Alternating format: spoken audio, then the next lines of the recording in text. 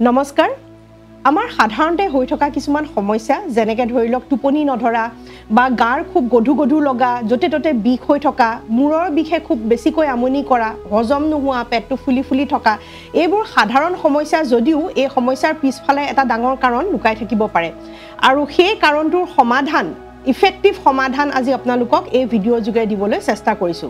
এই যেটো সমাধান কবলৈ ওলাইছো এই প্ৰসেছটোক কয় ডিটক্সিফিকেশন বুলি ডিটক্সিফিকেশন মানে কি হয় বিভিন্ন ধৰণৰ লেতেৰা আৱৰ্জনা বস্তুসমূহ আমাৰ শৰীৰত লাহে লাহে গুট খাবলৈ আৰম্ভ কৰে আৰু এই গুট খোৱা বস্তুসমূহ আমাৰ শৰীৰে নিজে প্ৰসেছ কৰি বাহিৰলৈ উলিয়াই থাকে কিন্তু এই যেটো প্ৰসেছ বাহিৰলৈ উলিওৱা প্ৰসেছ সেই প্ৰসেছটো কেতিয়াবা স্লো হয় কেতিয়াবা ভালদৰে নহয় বিভিন্ন কাৰণত এই প্ৰসেছটো স্লো হোৱাৰ ফলতে আপোনালোকৰ টক্সিনছবোৰ জমা হ'বলৈ আৰম্ভ কৰে আৰু এই টক্সিনছবোৰে আমাৰ শৰীৰত বেমাৰ সৃষ্টি কৰে এই টক্সিনছখিনি বাহিৰ উলিয়াবলৈ আমাৰ শৰীৰটো কিছুমান মাধ্যমৰ প্ৰয়োজন হয় আৰু সেই মাধ্যমখিনিৰ বিষয়ে আজি আপোনালোকক এই ভিডিঅ' যোগেৰে ক'বলৈ ওলাইছো এই যেটো ডিটক্সিফিকেশনৰ প্ৰেক্টিছ এই প্ৰেক্টিছটো আপোনালোকে সপ্তাহত এটা দিন বাছি ল'ব যেটো দিনত আপোনালোকে ঘৰতে থাকে আৰু এইখিনি প্ৰসেছ কৰিব পাৰে আৰু এই সপ্তাহত এদিনকৈ আপোনালোকে কৰি চাওক এক মাহত আপোনালোকে ৰিজাল্ট পায় নে নাপায় মোক কমেন্ট সেকশনত জনাব কিয়নো মই নিজে প্ৰেক্টিছ কৰা এটো এটা অভ্যাস যেটো আপোনালোকৰ আগত মই শেয়াৰ কৰিছো এই টক্সিনছবোৰ কেনে ধৰণে আমাৰ শৰীৰত গুট খায় আমি খাই থকা বিভিন্ন খাদ্য জ্বলা পুৰা বা খুব বেছিকৈ ফ্ৰাইড কৰা খাদ্যসমূহৰ পৰা আমাৰ এই টক্সিনছবোৰ গুট খাব পাৰে লগতে আমি খোৱা মেডিচিনছ আৰু তাৰ এনভাইৰনমেন্ট পৰিবেশৰ যিখিনি ধূলি ধোঁৱা সেইখিনিৰ পৰা আমাৰ টক্সিনছ গুট খায় লগতে টোপনি ভালদৰে নোহোৱাৰ ফলত আমাৰ শৰীৰে সেই টক্সিনছবোৰ বাহিৰলৈ উলিয়াব নোৱাৰা হয় তাৰ ফলতো এই টক্সিনছসমূহ গুট খাবলৈ আৰম্ভ কৰে সাধাৰণতে আমাৰ শৰীৰত বিভিন্ন ধৰণৰ অৰ্গেনছ আছে যিবোৰে এই টক্সিনছবোৰ বাহিৰ কৰে যেনেকৈ ধৰি লওক আমাৰ লিভাৰ এটা এনেকুৱা অৰ্গেন যি এই লেতেৰা বস্তুবোৰ বাহিৰ কৰিবলৈ সহায় কৰে লিভাৰৰ লগতে কিডনি লাংছেও আমাক এইখিনি বাহিৰ কৰিবলৈ সহায় কৰে যদিও নেচাৰেলি ই বাহিৰ কৰিব পাৰে অত্যন্ত বেছি টক্সিনছ আমাৰ শৰীৰটো এক্সপ'জ হৈ গৈ থাকিলে এইখিনি বাহিৰ কৰিবলৈ কঠিন হ'ব পাৰে আৰু তাৰ ফলতে আমি সপ্তাহত এই প্ৰচেছটো আমি কৰাটো উচিত এতিয়া ডাইৰেক্টলি যাওঁ যে আমি কি কৰিব লাগে আৰম্ভ কৰো শুই উঠাৰ পিছৰ পৰাই শুই উঠাৰ পিছতে আপোনালোকে যেতিয়া ব্ৰাশ কৰে ব্ৰাশ কৰোতে ব্ৰাশ কৰাৰ পিছত দুটা আঙুলি ব্যৱহাৰ কৰি জিভাখন ভালদৰে মুহাৰি দিব মুহাৰি দিওতে অলপ উকালি অহাৰ দৰে হয় আৰু সেই উকালি অহাটো ভিতৰৰ পৰা যিখিনি উলিয়াই সেইখিনি উলিয়াই পেলাই দিবলৈ চেষ্টা কৰিব আমাৰ প্ৰথম ডিটক্সিফিকেশন এই ক্ৰিয়াটোৱে আৰম্ভ কৰিম আৰু এনে ধৰণে কৰিলে আপোনালোকৰ ৰাতি জমা হোৱা যিবোৰ এই খেকাৰ ইত্যাদি জমা হৈ থাকে ৰেসপিৰেটৰী ট্ৰেকত বা খাদ্য নলীত সেইখিনি বাহিৰলৈ উলাবলৈ সহায় হয় আৰু এই পদ্ধতিটোৰ পিছতে আমি আৰম্ভ কৰিম দিনটোত আমি কেনেকুৱা ধৰণৰ খাদ্য খাই থাকিব লাগে যাৰ ফলত আমাৰ এই টক্সিনছবোৰ বাহিৰ হয় আৰম্ভ কৰিম আমি ৰাতিপুৱা খালি পেটত খাবলগীয়া বস্তুটোৰ পৰা হেতু হৈছে ৰাতিপুৱা খালি পেটত দুগিলাস কুহুমীয়া পানী বা অকমান গৰম পানী খাবলৈ চেষ্টা কৰিব গৰম পানীয়ে আমাৰ শৰীৰত তেজ চলাচল ইমপ্ৰুভ কৰিব তেজ চলাচল ইমপ্ৰুভ হলে টেম্পাৰেচাৰ যেতিয়া বাঢ়ি যায় গৰম পানীৰ সহায়ত তেতিয়া তেজ চলাচল ইমপ্ৰুভ হয় আৰু তেজ চলাচল ইমপ্ৰুভ হলে আমাৰ আৱৰ্জনাবোৰ ফ্লাশ কৰি বাহিৰলৈ উলিয়াই দিবলৈ শৰীৰে সুবিধা পায় আৰু সেইবাবে ৰাতিপুৱা দুগিলাস গৰম পানী খালি পেটত খাবলৈ আৰম্ভ কৰিব ব্ৰেকফাষ্টৰ বাবে মই ব্যৱহাৰ কৰা আপোনালোকক সেই স্মুদিটোৰ বিষয়ে কম যিটোৱে ডিটক্সিফিকেশনত সহায় কৰে ইয়াত ব্যৱহাৰ হোৱা প্ৰত্যেকটো বস্তু তেনে সহজতে ঘৰত পাব আৰু লগতে গুটেই কেইটাই ডিটক্সিফিকেশনত সহায় কৰা খাদ্য হয় তাৰ বাবে আপোনালোকৰ দৰকাৰ হ'ব এটা তিয়হ কেইটামান পদিনাৰ পাত এটুকুৰা নেমু অকমান আদা আৰু লগতে চিয়া সিডছ বা বাসিল সিডছ যেটোৱে আপোনালোকৰ আছে যদি আপোনালোকৰ চিয়া সিডছ আৰু বাসিল সিডছ নাই তেনেহলে চিন্তা কৰিব নালাগে এটো ব্যৱহাৰ নকৰাকেও বাকি কেইটা বস্তু আপোনালোকে ব্যৱহাৰ কৰিব পাৰিব চিয়া সিডছ বা বাসিল সিডছ যদি ব্যৱহাৰ কৰে পানীত অকমান দেৰি তিয়াই থৈ পেলাই কুমলাই ল'ব তাৰ পিছতে এই বাকিখিনি বস্তু যিখিনি কলো তিয়হ পদিনা আৰু নেমু টেঙা অকমান চেপি দিব আৰু লগতে অকমান আদা দি পেলাই তাক ভালদৰে মিক্সাৰ গ্ৰাইণ্ডত পেষ্ট এটা বনাই পেলাব আৰু এই পেষ্টটো আপোনালোকে সেই গিলাস চিয়া সিডছৰ পানীত মিক্স কৰি দিব আৰু মিক্স কৰি পেলাই আপোনালোকে সেই গিলাস ৰাতিপুৱাৰ সময়ত ব্ৰেকফাষ্ট হিচাপে খাব মই আপোনালোকক ফটো দেখুৱাই দিছো মোৰ এটা গিলাস যেটো মই প্ৰস্তুত কৰিছো আৰু মই খাও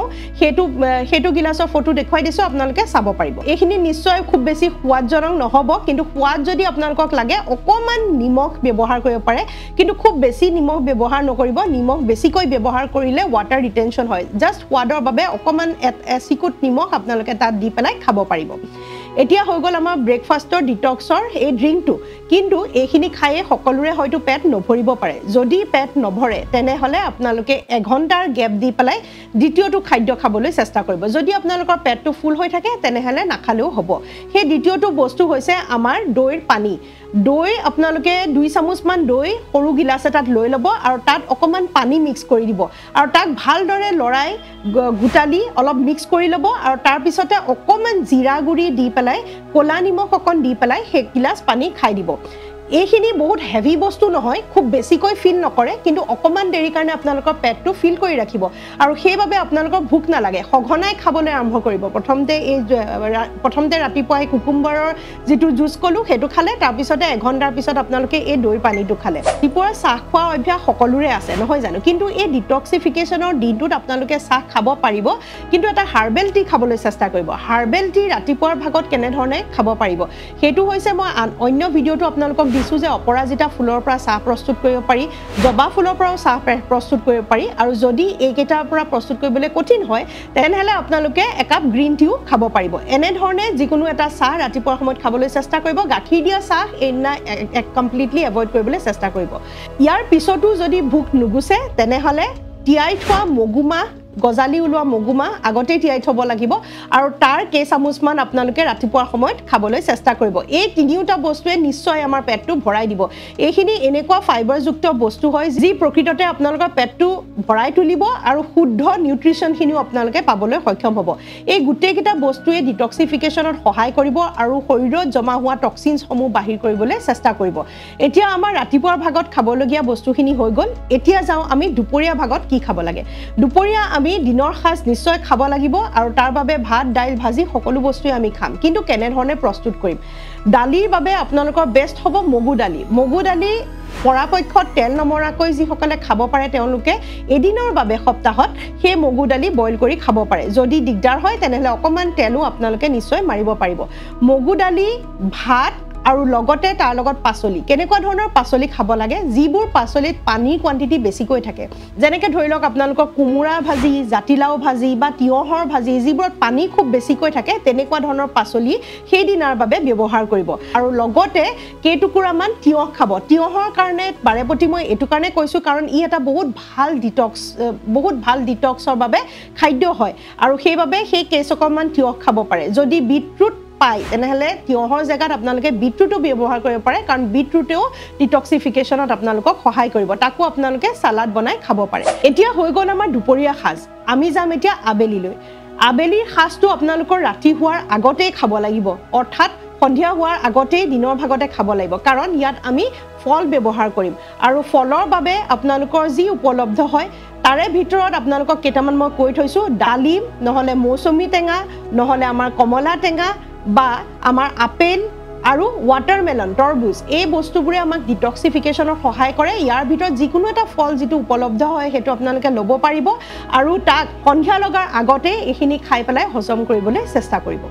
এতিয়া আমাৰ ইভিনিং স্নেক্সটো হৈ যোৱাৰ পিছত আমি যাম ৰাতিৰ সাজলৈ ৰাতিৰ সাজ এই বিশেষ দিনটোত এঘণ্টা আগত ভাতটো খাব যদি আপোনালোকে 9টা বজাত খাইছিলে তেনেহ'লে 8টা বজাতে খাবলৈ চেষ্টা কৰিব যদি 8টাত খাইছিলে তেনেহ'লে হয়তো 7:30টাতো আপোনালোকে খাব পাৰিব অকণমান আগুৱাই আনিব অন্য দিনতকৈ আৰু কিহৰ কাৰণে আগুৱাবলৈ কৈছোঁ যাতে আপোনালোকৰ 12 ঘণ্টাৰ এটা গেপ থাকে পিছদিনাৰ ব্ৰেকফাষ্টলৈ সাধাৰণতে কি হয় 8:30 মান বজাত যদি আপোনালোকে ভাতটো খাই দিব পাৰে পিছদিনা আকৌ ব্ৰেকফাষ্ট 8:30 বজা বা তাৰপিছত খালে 12 ঘণ্টাৰ এটা ফাষ্টিং হৈ যায় যি পুনৰ এবাৰ আপোনালোকক ডিটক্সিফিকেশ্যনত সহায় কৰে আৰু এই ৰাতিৰ সাজৰ বাবেও মগু দালি ব্যৱহাৰ কৰিবলৈ চেষ্টা কৰিব ভাত ব্যৱহাৰ কৰিব পাৰে যিসকলে ৰুটি খায় তেওঁলোকে ৰুটিও খাব পাৰিব কিন্তু কাৰ্বহাইড্ৰেটৰ কোৱান্টিটিটো অলপ কমাই ৰাখিব কাৰ্বহাইড্ৰেট মানে ভাত আৰু ৰুটি যিমানটো সাধাৰণতে খায় তাতকৈ অলপমান কমাই দিব আৰু তাৰ জেগাত সৰহকৈ অলপ পাচলি আৰু দালি খাবলৈ চেষ্টা কৰিব এইখিনি আমাৰ ডিনাৰলৈকে হৈ গ'ল কিন্তু ইয়াতে আমাৰ শেষ হোৱা নাই ডিনাৰ কৰাৰ পিছত আন এটা খাদ্য খাবলগীয়া আছে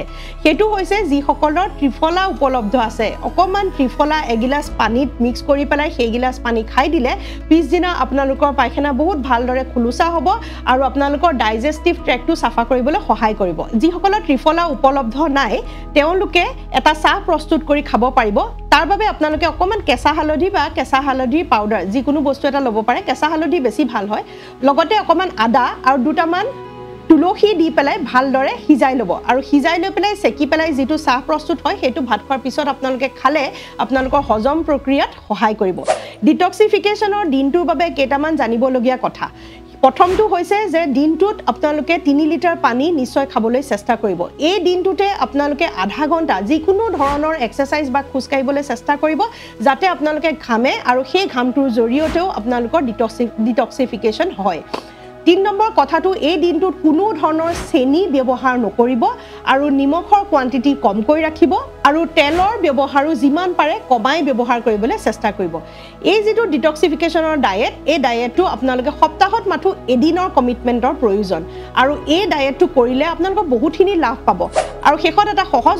উদাহৰণে আপোনালোকক বুজাবলৈ চেষ্টা কৰিছো হেতু হৈছে যে আপোনালোকে যদি এখন গাড়ী চলায় বা স্কুটাৰ বা বাইক চলায় তেনেহলে এটা ভঙা ৰাস্তাত যদি ডেইলি চলাই থাকে সেই গাড়ী বা বাইকৰ মেইনটেনেন্স খুব সঘনাই প্ৰয়োজন হয় কিন্তু এটা কোমল ৰাস্তাত যদি সেই গাড়ীখন সদায় চলাই থাকে কোমল অৰ্থাৎ সাফা প্লেন ৰাস্তাত তেনেহলে তাৰ মেইনটেনেন্সও দেৰিকৈ কৰিলে হয় একে ধৰণে আমাৰ শৰীৰটো সপ্তাহত এনে ধৰণে যদি আমি আমাৰ